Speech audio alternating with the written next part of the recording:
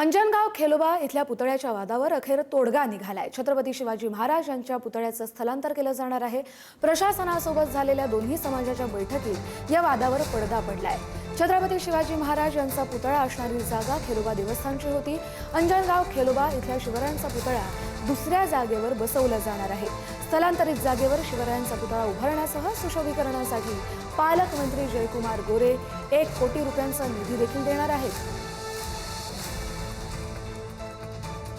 जिल्ह्याचे एसपी साहेब आणि मी स्वतः यांच्याबरोबर जाणार आम्ही तिथं आणि गावकऱ्यांच्या संमतीनं मग ती शासनाची जागा असो वेगवेगळ्या विभागाची जागा असो जी जागा गावकऱ्यांना आणि एसपींना आणि कलेक्टर साहेबांना त्या ठिकाणी हा पुतळा बसवायचा आहे आणि त्या पुतळा नुसता बसवायचा नाही तर त्याला सुशोभित करण्यासाठी पालकमंत्र्यांनी 1 कोटी रुपये उद्याच्या उद्या मंजूर करण्याचं आश्वासन या सगळ्या मराठा समाजाच्या मंडळाला दिलं आहे।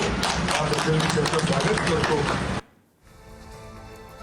अधिक अपडेट घेऊया आपले प्रतिनिधी ज्ञानेश्वर चौतमल यांच्याकडून। ज्ञानेश्वर, बैठकीतले काही महत्त्वाचे मुद्दे आम्हाला हवेत, त्याचबरोबर जे स्थलांतरित करण्याची दुसरी जागा आहे त्या संदर्भातला बैठकीत काही निर्णय झालाय का?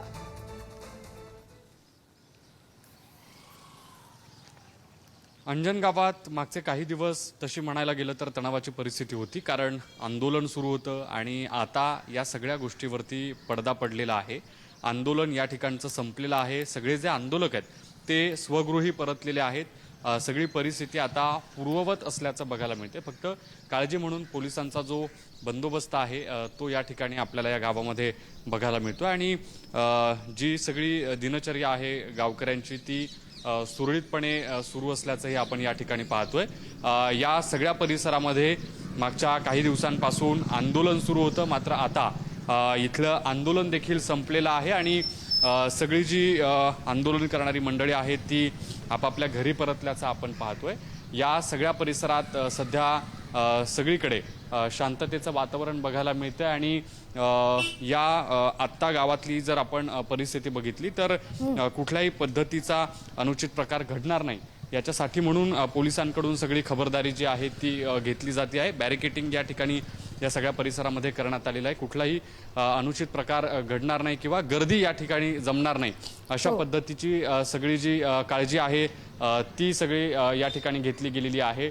जो गावातला मुख्य रस्ता आहे तिथे देखील बॅरिकेटिंग केलं जातं। येणाऱ्या ज्या गाड्या आहेत त्या तपासून पुढे सोडल्या जात आहेत आणि ज्या ठिकाणी आंदोलन सुरू होतं ते देखील आंदोलन काल रात्री जी बैठक झाली या बैठकीत तोडगा निघाल्यामुळे संपलेला आहे आणि या सगळ्या परिसरात आत्ता आपण जर बघितलं तर शांततेचं वातावरण आपल्याला एक प्रकारे बघायला मिळतंय।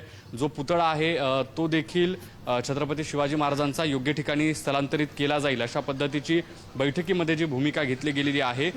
त्यानंतर या सगळ्या परिसरामध्ये शांततेचं वातावरण आहे। सगळ्यात महत्त्वाचं म्हणजे जे वेगवेगळे काही कार्यकर्ते नेते या ठिकाणी येणार होते त्यांचे देखील दौरे रद्द झालेले आहेत आणि कोणी या परिसरामध्ये येऊन शांतता भंग करू नये अशा पद्धतीचं आवाहन देखील पोलिसांकडून वारंवार करण्यात येत होतं। हा मंदिराचा जर आपण भाग बघितला जो सभामंडपाचा आहे तिथे देखील अजिबात कोणालाही थांबण्यासाठी परवानगी दिली जात नाही, कारण पुन्हा जर अशा पद्धतीची गर्दी झाली तर गोंधळ वाढू शकतो। मात्र नियमितपणे दर्शनासाठी जे येणारे लोक आहेत त्यांना या ठिकाणी आतमध्ये सोडलं जात आहे।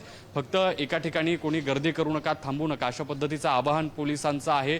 बाहेरून वेगवेगळ्या शहरांमधून जिल्ह्यांमधून गावांमधून जे येणारे लोक होते त्यांना देखील या ठिकाणी येऊ नका अशा पद्धतीचं आवाहन प्रशासनाकडून करण्यात आलेलं होतं आणि तशीच जी काही सगळी परिस्थिती आहे ती आपल्याला ग्राउंडवरती बघायला मिळते आणि आत्ता हे सगळं जे प्रकरण आहे ते सध्या हातात आहे, कारण जी मध्यरात्री बैठक झाली होती त्या बैठकीमध्ये महत्त्वाच्या गोष्टी चर्चेला गेल्या आणि ह्या सगळ्या गोष्टी गावकऱ्यांना मान्य असल्याचं या ठिकाणी दिसतंय आणि तशी सगळी प्रशासनाकडून देखील खबरदारी घेतली जाते। बघावं लागणार आहे की आज दिवसभरात कशा पद्धतीनं वेगवेगळ्या ज्या प्रक्रिया आहेत त्या पार पडल्या जातील। सगळ्यात महत्त्वाचं म्हणजे जो समोरच्या बाजूला छत्रपती शिवाजी महाराजांचा पुतळा या ठिकाणी आपण मंदिराच्या पलीकडच्या बाजूला असल्याचं पाहतोय तो देखील जी ठरवून दिलेली जागा आहे तिथे व्यवस्थितपणे त्याचं सुशोभीकरण आणि त्याची जी पुढची रचना आहे ती प्रशासनाच्या कालच्या या बैठकीमध्ये ठरवून दिलेली आहे आणि तिथे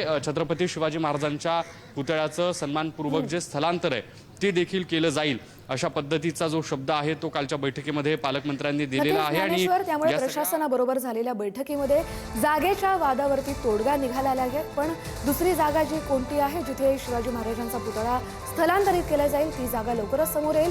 खबरदारी म्हणून पोलिसांकडून देखील सुरक्षा तैनात आहे. धन्यवाद तुम्ही दिलेल्या या वस्तुस्थितीचा आढाव्यासाठी.